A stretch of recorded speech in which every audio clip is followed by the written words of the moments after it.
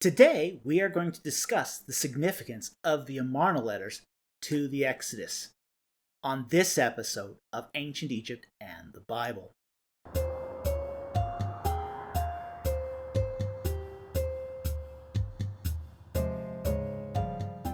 The Amarna Letters give us an amazing insight into New Kingdom Egypt and the politics of the Levant. And I'd like to take this opportunity to thank everyone who has supported this channel so far. Special thank you to all our Patreon supporters. Thank you for those who've helped us out on GoFundMe. And also thank you to all my regular subscribers. All of you helped to make this channel a success, and I very, very much appreciate your contribution to making this channel what it is. The Amarna Letters are from a scriptorium of diplomatic documents found at Tel El Marna, which was the capital of Egypt during the reigns of Akhenaten, Smenkhare, and King Tutankhamun. The letters cover the reigns from the end of the reign of Amenhotep III until the third year of King Tut's reign, after which Amarna was abandoned. These letters are clay tablets written in cuneiform that were sent to the Egyptian court from foreign governments. The tablets date to the second half of the 14th century BC. Now, what we find in the Amarna Letters is that Canaan was divided into many small, squabbling city-states from which the king of Egypt collected tribute. When we discuss the Amarna Letters, there are often three mistakes that are made when approaching these texts. And I think it's important that we discuss these mistakes because they happen fairly regularly. And I think if we're really to understand the Amarna texts, we need to discuss sort of where their interpretation sometimes goes off the rails. Mistake number one. We often assume that the Amarna Letters represent Egyptian views. Now, the only correspondence that have survived was that which was received by the Egyptians, not what the Egyptians sent. We don't have any of the Egyptian replies to the Amarna Letters. So our knowledge of the Egyptian response is only inferred from the letters they received. It's a bit like reading through someone else's mailbox.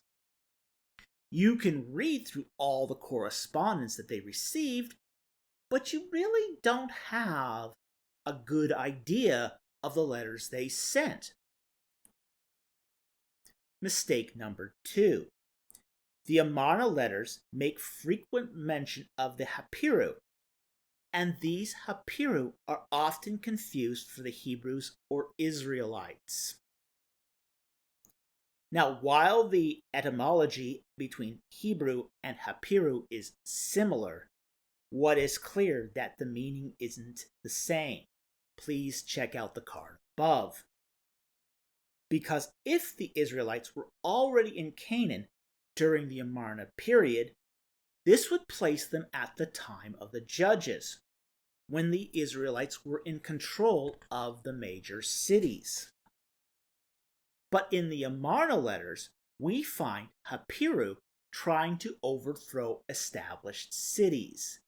This would mean we have Hebrews trying to overthrow Hebrew-ruled cities. Moreover, during the Amarna period, the Hapiru were conquering Byblos all the way up in Lebanon, when the late Bronze Age Israelites never made it up to Lebanon. Furthermore, the Hapiru were also in Turkey during the 1550s BC, when the Israelites were still in Egypt, regardless of one's view of the Exodus date. So the Hepiru cannot be the Israelites. Mistake number 3. False association with similar biographies. Now, people often compare the biographies mentioned in the Amarna Letters to biblical figures like King Saul or King David. The problem is that these comparisons break down when you start examining the details. The problem with these associations is always the details. Without the vagueness of cosmetic similarity, those associations quickly fail. The details really matter for these associations because it is the little things that confirm or deny a historical reconstruction. Overall, the Amarna Letters do not support the Israelites being in Canaan during the 14th century BC. But what they do confirm was that the state of Canaan prior to the Exodus, which is that Canaan had undergone a period of depopulation, was made up of defensive, bellicose city-states that were paranoid over their holdings.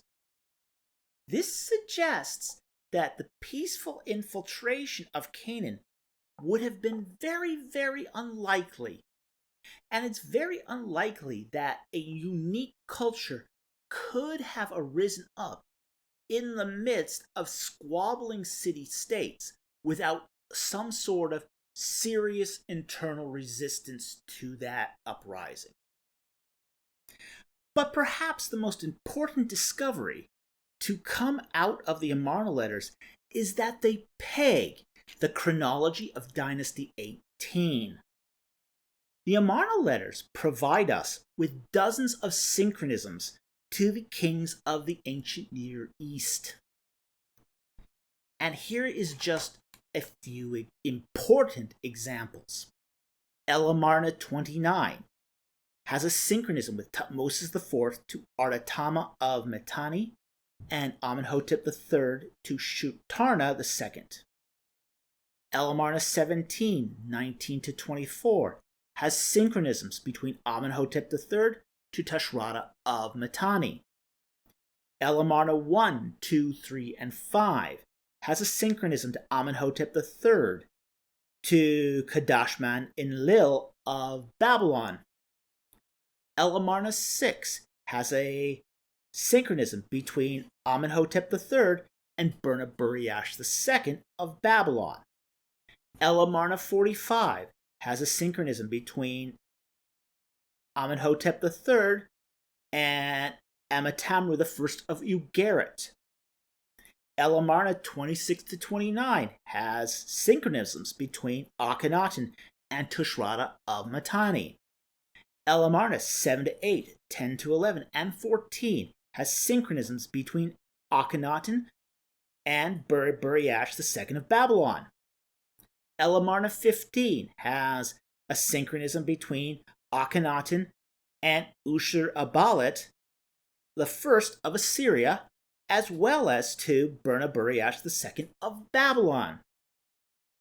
Amarna 49 has a synchronism between Akhenaten and Nikmadu II of Ugarit.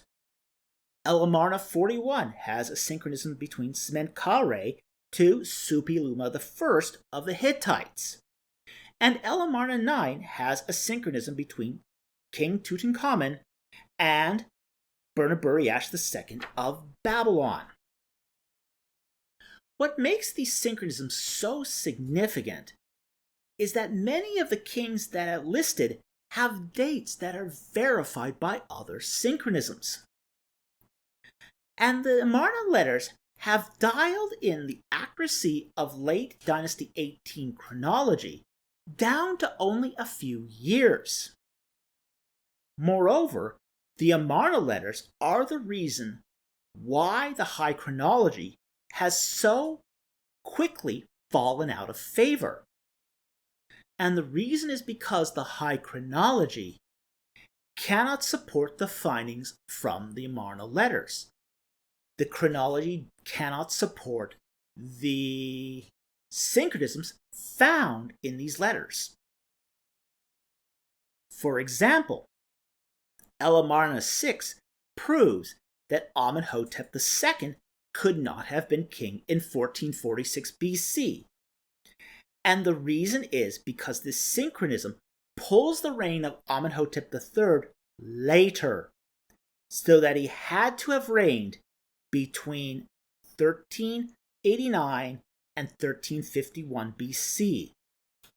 And this is because the 27-year reign of Burnaburiash, circa 1360 to 1333 BC, must also cover the 16-year reign of Akhenaten, the 1-year reign of Semenkhare, and at least the first couple years of Tutankhamun. Amarna 15 has a synchronism between Akhenaten, Burnaburiash II, and Ashur-uballit I. And Ashur-uballit I fights wars from Burnaburiash II's successors, Kara-Hadash and Kurigalzu II. This means that Burnaburiash died in the second year of King Tutankhamun. This forces the final years of Amenhotep III to be within the first 9 years of Burnaburiash II. In other words, Amenhotep III would have died in 1351 BC. This draws the 10 years of Thutmose IV, then the 24 years of Amenhotep II to a much later date. The reason why the Amarna Letters are so important for our consideration of the Exodus is that it helps us to rule out certain possibilities. For example, it is impossible for Amenhotep II to have been pharaoh during 1446 BC. This rules out the early date of the Exodus. It also rules out the new revised chronology of David Rohl. The Amarna Letters have opened up a window into the 14th century BC.